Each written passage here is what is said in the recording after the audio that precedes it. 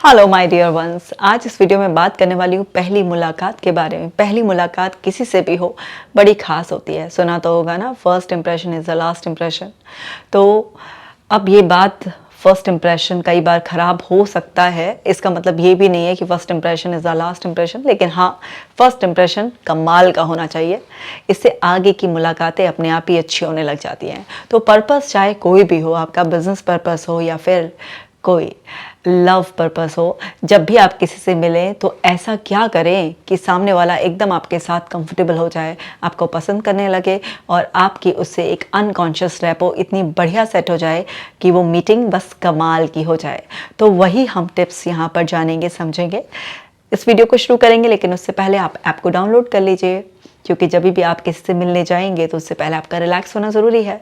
तो इसलिए आप ब्रीदिंग एक्सरसाइजेस करें, मेडिटेशन करें, अफर्मेशंस करें। तो चलिए शुरू करते हैं वीडियो को। हाँ जी, तो पहली टिप है स्माइल जेन्युइनली। आप किसी को भी देखकर जेन्युइनली स्माइल करें। आपकी खुली सी बड़ी सी स्माइल आपको किसी से भी बहुत ही ईजीली कनेक्ट कर देगी, क्योंकि जब आप स्माइल करते हैं और वो भी जेन्युइनली, ये नहीं कि आपकी फेक कॉन्स्टिपेटेड से स्माइल है, साफ पता चल जाता है ना। अच्छी सी बड़ी सी खुलकर स्माइल करें, जेन्युइनली वेलकमिंग स्माइल, कि हाँ, सामने वाले को देखकर आपको खुशी हुई है। जब आप बिना शब्द निकाले मुंह से सिर्फ अपनी स्माइल के ज़रिए सामने वाले को, उसकी प्रेजेंस को एक्नॉलेज कर लेते हैं, उसे एक्सेप्ट कर लेते हैं और उसे एक मैसेज दे देते हैं कि तुम्हें देखकर खुशी हुई, तो सामने वाला आपसे बहुत ही ईजीली कंफर्टेबल हो जाता है, आपके साथ, आपसे कनेक्ट हो जाता है। तो स्माइल करने का ज़रूर ध्यान रखिए। दूसरा है listen more than you talk. जब आप किससे मिलने जा रहे हैं, कम बोलो, ज़्यादा सुनो। क्योंकि जब आप किसी को सुनते हो और पूरा अटेंटिव होकर सुनते हो तो सामने वाले को बहुत इंपॉर्टेंट फील होता है।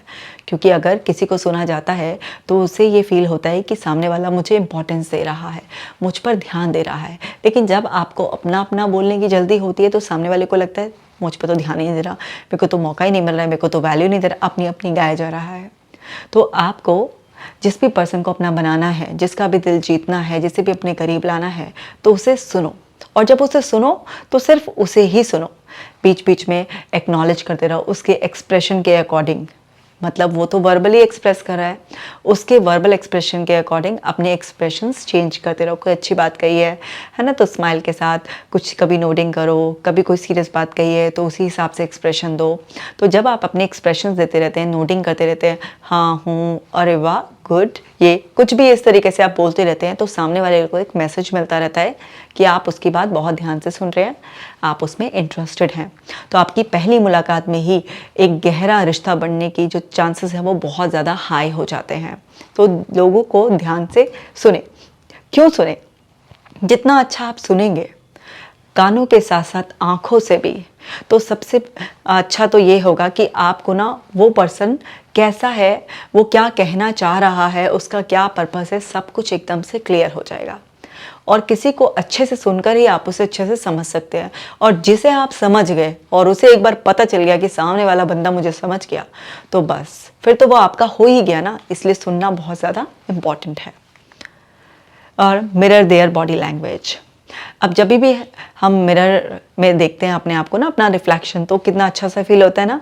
तो जब हम सामने वाले से बात करें तो उनकी बॉडी लैंग्वेज को हम मिरर करें। जैसे सपोज कीजिए कोई इस तरीके से बैठा है तो आप भी मिरर में उल्टा दिखाई देगा ना, इस तरीके से, दूसरा है इस तरीके से। आप उनके बोलने की स्पीड को, उनके ब्रीदिंग पैटर्न को, उनकी लैंग्वेज को, उनकी क्लोथिंग को, किसी भी चीज़ को इस तरीके से कुछ कुछ मैच कर सकते हैं और कुछ कुछ ऐसे मिरर रिफ्लेक्शन दे सकते हैं कि हाँ, सामने वाले को ये लगे कि अरे, मैं अपने ही तो अक्स से बात कर रहा हूँ। तो जब आप उनकी बॉडी लैंग्वेज को मिरर करते हैं, क्योंकि हम दर्पण में क्या है, अपना ही रूप देख रहे होते हैं, तो जब आप इस तरीके से लोगों को ये फील कराते हैं कि हाँ, आप जो है ना उनके जैसे से ही तो हैं, तो वहाँ पर आपको बस होशियारी से ये सब कुछ करना होता है। तो एक कॉन्सेप्ट होता है मिरर करना और मैच करना। एग्जैक्टली अगर आप मैच करेंगे हर चीज़ में तो क्या होगा, वो कॉपी लगेगा, सामने वाले को लगेगा मेरी नकल उतारी जा रही है। लेकिन मिरर करना बहुत सेफ होता है, उसमें थोड़े से वेरिएशंस होते हैं, कर तो आप उनको कॉपी ही रहे होते हैं लेकिन थोड़े वेरिएशंस के साथ कर रहे होते हैं। तो उससे उनको कभी ये नहीं लगता कि आप उनकी नकल कर रहे हैं या फिर उनसे कोई कनेक्टिविटी बनाने के लिए कोई ट्रिक का इस्तेमाल कर रहे हैं। वो नेचुरली एक अनकॉन्शियस रैपो बन जाती है आपको, क्योंकि सामने वाले को इस तरीके से फील होता है कि ये पर्सन मेरे जैसा सा ही है, और फिर वो पर्सन जो है ना अच्छा फील करने लग जाता है आपके साथ। तो ये भी बहुत ज़्यादा एक अच्छी टिप है जिससे कि आप अपनी पहली मुलाकात को ही खास बना सकते हैं।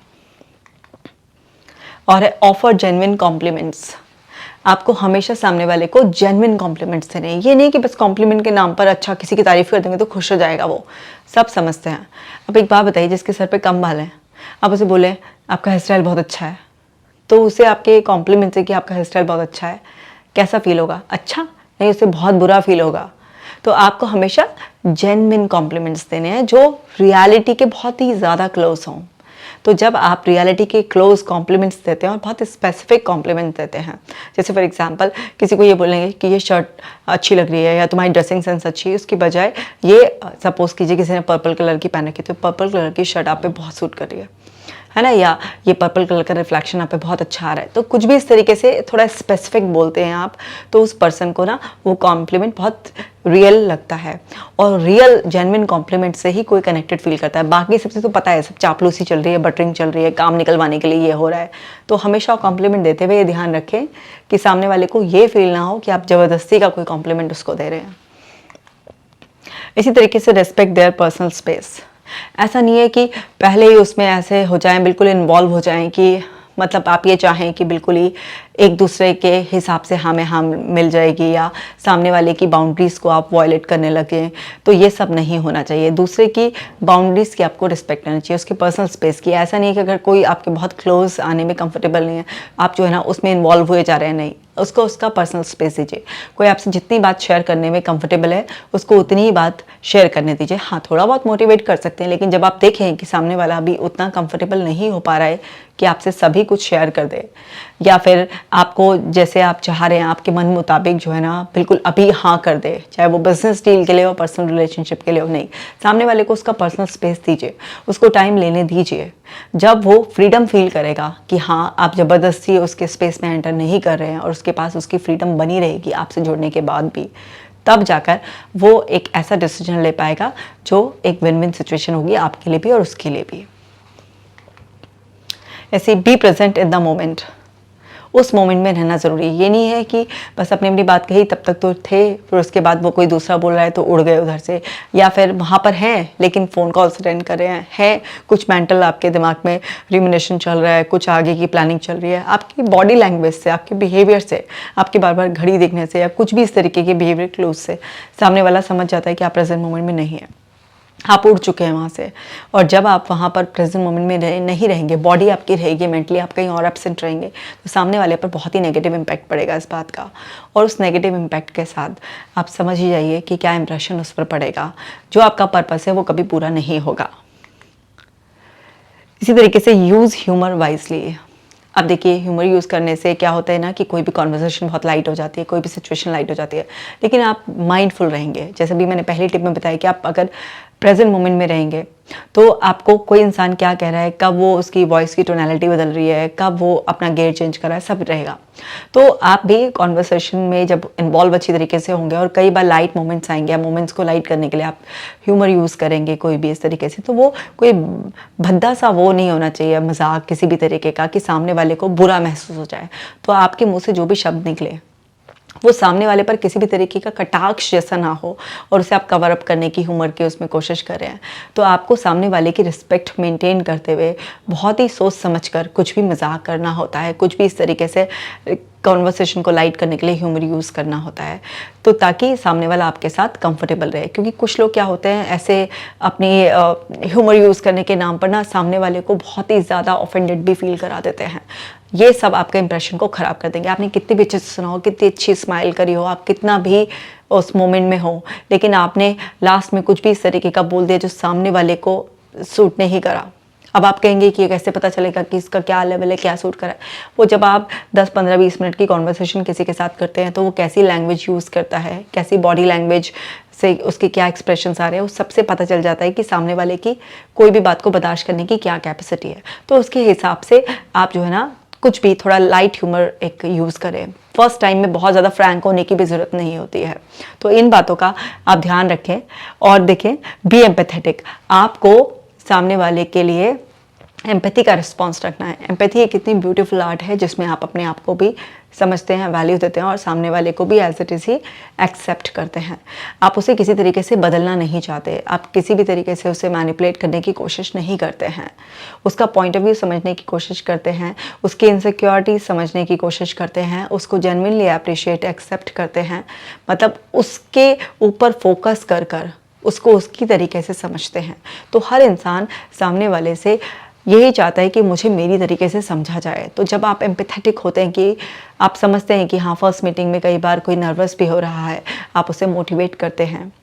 या आप जो है ना किसी भी पर्सन जो भी कुछ एक्सप्रेस कर रहा है, आपसे कोई भी डिमांड कर रहा है, आप उसे गलत ठहराने की बजाय आप उसे समझते हैं कि उसके अंदर ये सब कुछ चल रहा है, उसका कोई बिलीफ है जो उसे गाइड कर रहा है इस तरीके से बोलने के लिए। और आप उससे चिढ़े बिना, क्रिटिसाइज़ करे बिना, किसी भी तरीके से नाराज़ हुए बिना आप उसको समझते हैं और उसको गलत होते हुए भी ये बोलते हैं कि आप अपने पॉइंट से ठीक हो। हम अलग अलग पॉइंट ऑफ व्यू रखते हैं लेकिन हम एक पॉइंट पर, एक कंक्लूजन पर आ सकते हैं अगर थोड़ा सा आप इसको समझो और हम इसको समझें। तो इस तरीके से एक विन विन सिचुएशन की जब आप बात करते हैं तो लोग आपसे बहुत अच्छा कनेक्टेड फील करते हैं। तो ये थी कुछ टिप्स जो आपकी पहली मुलाकात को बहुत खास बना सकती हैं और आगे की मुलाकातों की पॉसिबिलिटीज़ भी बढ़ा सकती हैं और आपके फेवर में आप वो सारी डील कर सकती हैं, चाहे वो पर्सनल या प्रोफेशनल डील हो, कोई भी हो। तो उम्मीद करती हूँ कि बहुत ही अच्छी तरीके से आपने इन सारी टिप्स को समझ लिया होगा और आप इन्हें अप्लाई करेंगे और वास्तव में अपनी पहली मुलाकात को आप खास बना देंगे। मैं मिलूंगी आपसे नेक्स्ट वीडियो में। आप अपना खास ख्याल रखिएगा।